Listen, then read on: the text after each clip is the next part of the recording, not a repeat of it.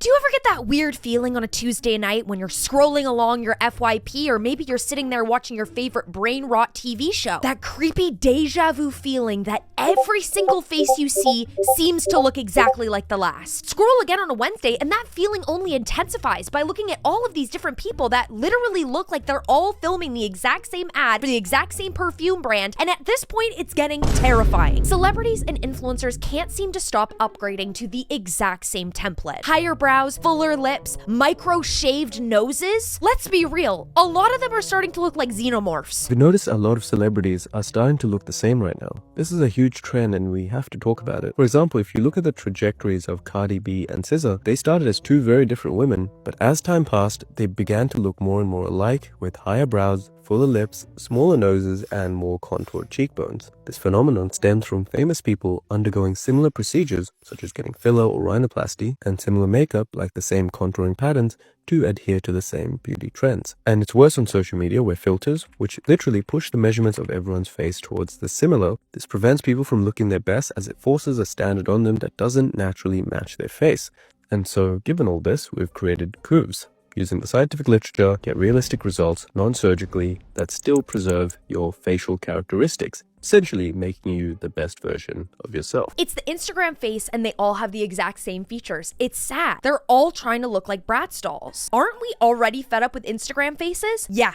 We are. You can literally mash up pictures of Cardi B and SZA right now, and honestly, they look like they could be sisters, maybe even twins. And whose fault is this? Well, it might be Instagram rewiring our brains to crave one prefab face, identical to the way fast food logos are identical at every exit. Now, ladies and gentlemen, buckle up and prepare yourselves for this very hot, heavy, and steamy conversation about why every single person looks exactly the same at this point. Definitely make sure you like and subscribe before we hop into it, and if you already are, I love you. We all look the same now and no one's talking about it. I wanted to hop on here and talk about my theory on Instagram face because in my opinion, Instagram didn't just change the way that we looked, it rewired what our brain wants. I'm going to be talking about dopamine and why our brain thinks that fillers, filters, and conformity equals beauty. Every time you're scrolling on social media and you see a face that hits certain cues like perfect symmetry or, big lips, big eyes, your brain gets a little dopamine spike. Repetition equals validation. So the more your brain sees a face, the more your brain will build a shortcut. This is important, this is beautiful, this is what I want to look like. That's how familiarity becomes a desire, even if that desire is hollow. And it's not even beauty, it's just programming. It feels like our brains have been trained to chase this perfect face over and over and over again, like a slot machine chasing the perfect combo. There used to be so much mystery and diversity to women. Faces were textured, asymmetrical, and expressive. But then somewhere between the 2010s, beauty shifted from individuality to industry. And I also want to add that I don't think it's a coincidence that the faces that women are pressured to buy are the same faces that men are watching in porn. Before Instagram face, beauty used to be bold. Faces were striking and complex, and you could actually remember them.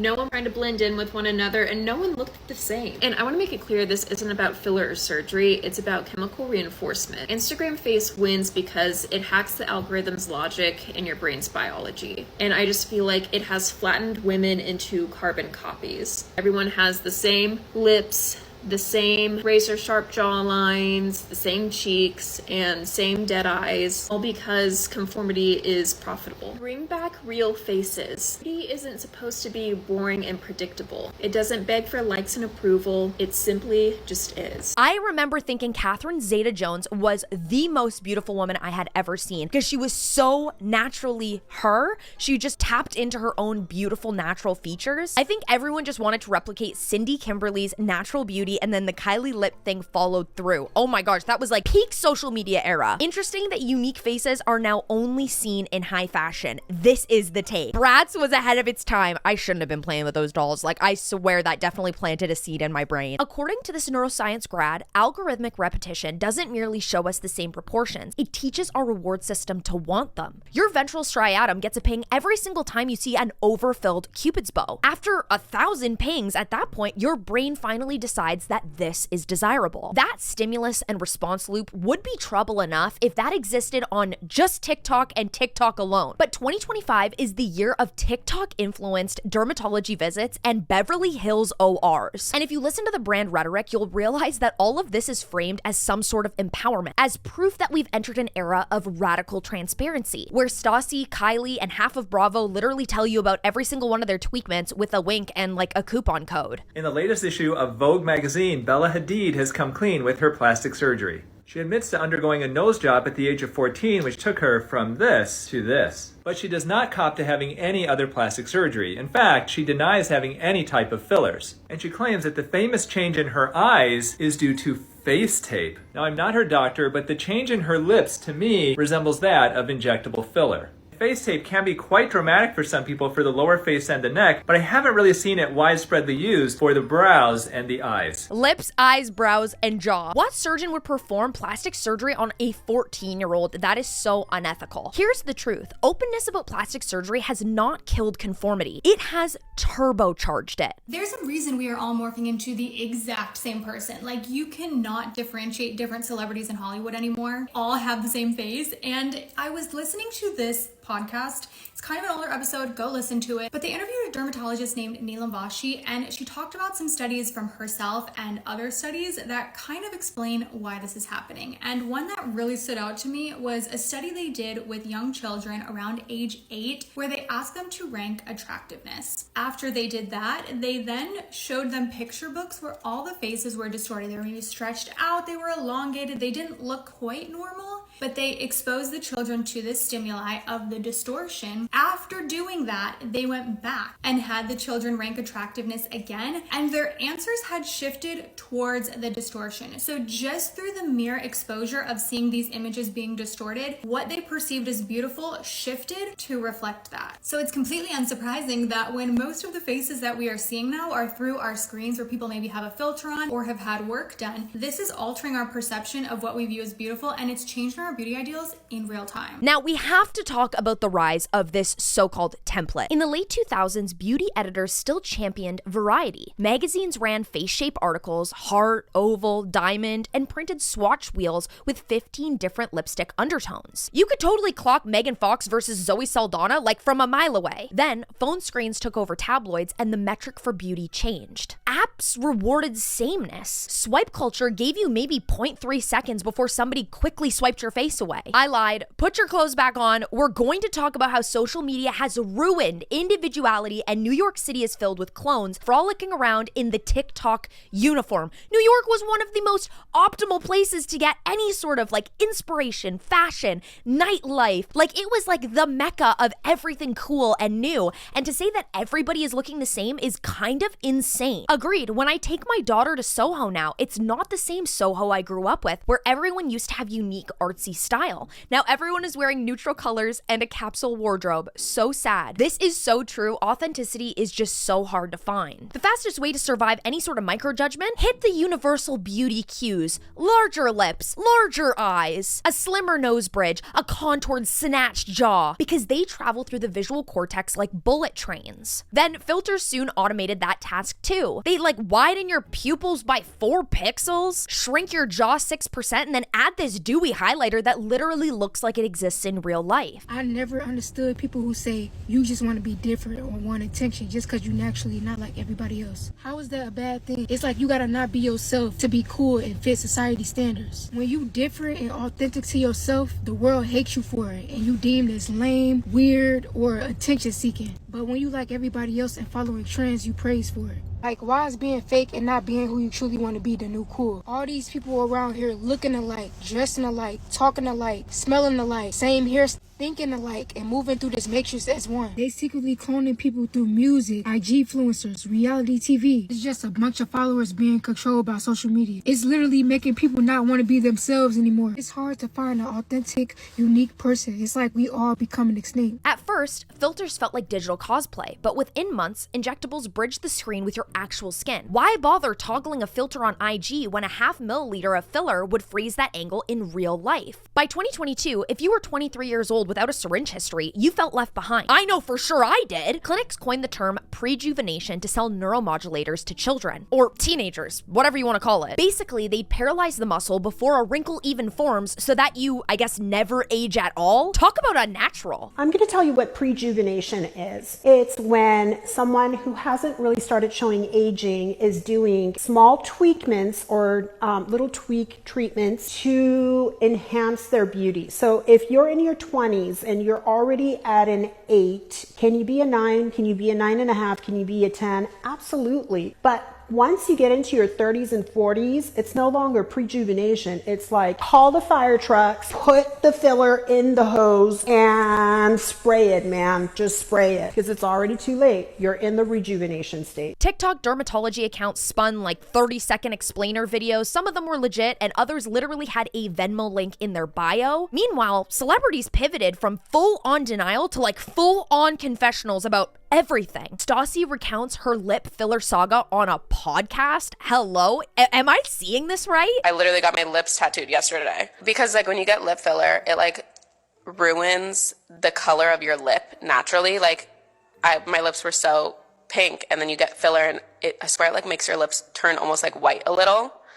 So I like got them tattooed, and then it like is this dark color, and but it peels off, and then it just becomes like a natural pink. It looks really good. So that I don't have to wear lip liner all the time. It looks really good. Thank you.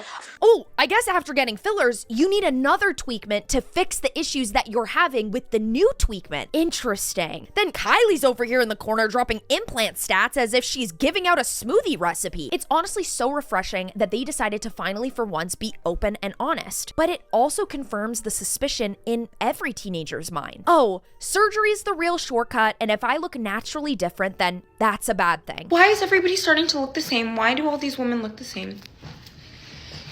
SNL, the skit that SNL did on Amy Lou Wood, and her crying in the street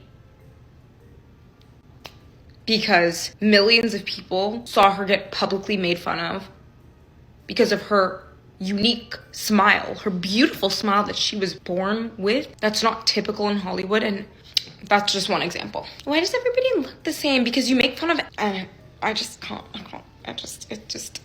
I swear if she gets veneers or changes her teeth, it is the end of us. People are too scared to show up and be different. Like, you're gonna make fun of her like Mean Girls because she chooses not to change something about her face the way that everybody does with an insecurity? It's so sad. Why does everyone look the same until someone looks different? I'm mad Amy Lou is so cute. What Amy Lou and Bella Ramsey are currently experiencing is insane, and they both look so lovely and they're so pretty and kind. People don't want to have unusual looking people. I don't know what has happened, but we are all xenomorph clones at this point doing the weirdest things, because at the end of the day, being unique like Amy Lou is gonna end up being like one of the most sought after things when everybody becomes a clone. When everybody looks exactly the same, what makes you beautiful? What makes you special? I think I just hacked it. I don't know if anything would make you beautiful and special other than your personality. Like, which again, why not just be who you are? If you're naturally prettier or funnier, or even there's beauty in everybody, every crooked nose girl. I love how a lot of people are like, nobody's unique anymore. Everybody looks and dresses the same.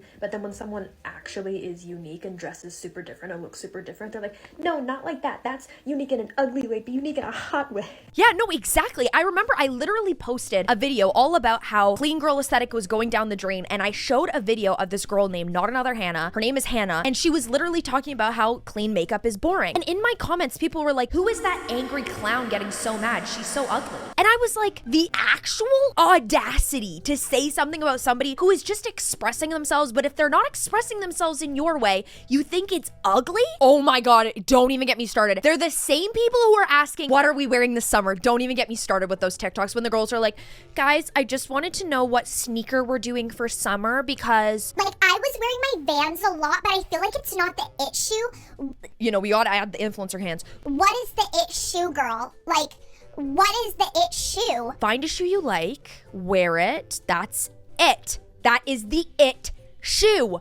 I'm getting mad. Ugh. At this pace, Gen Alpha literally might be asking for buccal fat removal on their 16th birthday. Girl, don't remove your buccal fat. Literally, it's gonna dissolve on its own. Don't worry. If you guys haven't watched my deep dive on buccal fat removal and why we always say buckle up in every single one of my videos, you can go ahead and click here. The TikTok theorist who compared Instagram face with Pavlovian conditioning wasn't exaggerating. MRI research out of the University of Vienna shows repeated exposure to symmetrical, neotenous faces increases activation in the nucleus accumbens, the reward center, while dampening the amygdala's novelty response. So if you see it enough times, your brain stops asking questions and it hits the pleasure lever automatically. Everyone wants to look the same, and if you don't join in, you should be attacked. Why is most of our generation losing all sense of individuality and uniqueness? Not everyone wants to look and act the same and like all the same things. You're all losing creativity and no one experiences empathy anymore for some reason. Nobody really knows what being unique is anymore. No hate to this person, but I'm gonna use this comment to talk about something I've been thinking about a lot. Basically, social media and the internet has completely distorted our view of like what's normal and what we can identify as. Let me explain. So like you'll grow up with like something being an identifying factor about you. So like I'm 5'9" and I always was the tall friend. I was always the tall one. Like everybody in real life that sees me comments on how tall I am. And then I get on the internet and there's so much more people that 5'9" could be like considered short by somebody. Same with like chest size. Like of my friends and like my group, like I am the friend with like the larger chest size. So that's something I identify with. And then I get on the internet and people are like,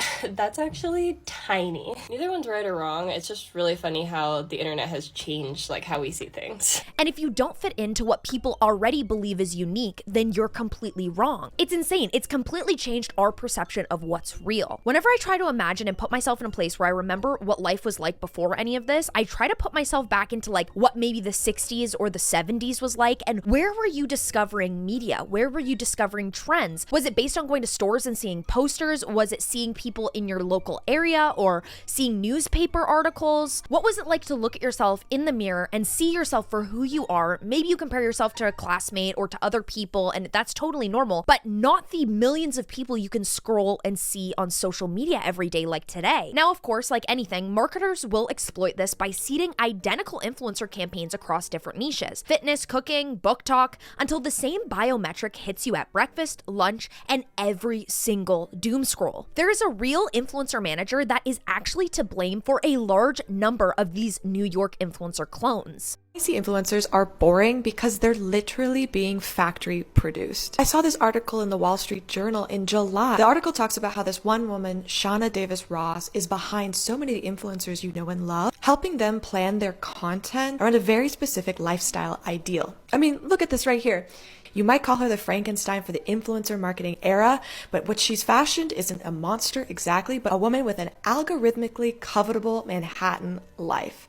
Aloe yoga, Aperol spritzes. Here at the bottom, you can see some of the people that she represents at her agency. Her article explains that when Shauna works with her clients, she applies almost this factory production method. When taking on a new client, she works with her team to build what she calls content franchises. These are posts in a format that are easily repeated, tried and tested, monetizable, and mainly appeal to brands, essentially codifying a formula. Here are my internet anthropology takeaways. I think what we have here is a classic case of the capitalism breeds innovation meme, where things continue to get more and more similar over time as everything is focus grouped into the ground. Hot take number 2. When the economy is doing good, y'all want to see aspirational content. When the economy is doing bad, you want to see more inspirational content. We are now in the inspiration wave, so creators with strong personalities, interesting hobbies, and with focuses on learning will gain traction. Truly a beige aesthetic in a non-beige city, it makes no sense. They are pumping these out because these girls are monetizable, and this manager has said, okay, let's try something and see if it works. The moment she knows it works, she does it again and again. You guys forget that a lot of these managers, when they find something that works and they replicate it, they are taking home sometimes 20, 30, 40% of these girls' paychecks because they represent them and they need to make money too. So if we're getting the same beige aesthetic New York influencer and we're just gonna keep pumping her out, like keep it going so I keep making more money. Ironically, Ironically, 2025 has also marketed itself as the year of honesty. I never thought I'd see the day. Kylie drops her CC numbers, Stassi's talking about her BBL on a podcast, and many, many more. Choice feminism is setting us back a million years, because what do you mean that Kylie Jenner is suddenly a feminist and a girl's girl for revealing what kind of breast implants that she got, as if her family hasn't profited off women's insecurities for the past 15 years. If you guys want to watch my deep dive on Kylie finally breaking her silence on her implant size, go ahead and click right here. This transparency looks a lot more radical than the 2010s diabolical act of hiding every surgery and saying it was just a push-up bra, but it still funnels towards sameness. If the cool girl says, yeah, I just got my nose done, here's my surgeon's number, the barrier to entry becomes price, not possibility. At this point, it seems like everyone wants to change up their faces like they're a Mrs. Potato Head. The only thing that's probably holding them back is these celebrity and like deep plain facelift doctors literally cost an arm and a leg. Because for some reason this confession seems valid, it really bypasses any skepticism. This level of authenticity guides you with a velvet rope to the same operating table as everybody else. So where does that leave the average viewer that's trapped between FOMO and filler fatigue? Remember that trend cycles are tightening. That 2021 fox eye trend has already left the building. Nobody cares anymore. Your bone structure, however, will outlive TikTok filters any day. Betting on uniqueness is the only long-term investment that will never depreciate. We got here because algorithms love patterns, injectables got cheap, and honesty turned into a marketing funnel. But sameness is a self-canceling prophecy. It's just like I mentioned before, the more common the template, the less power it holds. I heard once from the amazing podcaster Margarita Nazarenko that instead of tapping into other roots that aren't hers, like she's the Swedish Russian beautiful woman, she's like, I'm not gonna try and have a J-Lo body because I'm not naturally built like a beautiful Latina woman. Like, I'm European, I'm Scandinavian, there is no way I'm ever going to look like Miss J-Lo, so why would I try so hard to? We can't just spend all this time trying to look like something that we're not, all to fit some sort of perfect mold. I just want to introduce you guys to the first man that's ever been on this channel, Mr. Magnus. Probably the only man that will ever be on this channel. Magnus will say hi. Clone culture, of course, is very loud right now, but history does side with the faces that you can't instantly recognize. Your crooked smile might irritate an algorithm, but that is exactly what another human being will remember about you tomorrow. Thank you guys so much for watching today's video. If you enjoyed it, please throw a big fat thumbs up and also comment down below and let me know if you've noticed this trend. Is it kind of crazy? Am I onto something, or are we all kind of like losing it? Like, does it even really matter? Can we all just be xenomorph fembots, or is that messed up? Also, if you guys enjoyed this video, you can watch my previous Why Everyone Looks the Same. I think that is a great take, and if you enjoyed this video, you will definitely enjoy that one. Or you can go ahead and click here to learn all about Kylie's implant drop, like her talking about her implants, because that's actually kind of crazy work. You guys know I only make these videos because I love you and I only want the best for you. I hope you have an amazing day or night or whenever you're watching, and I'll see you very soon.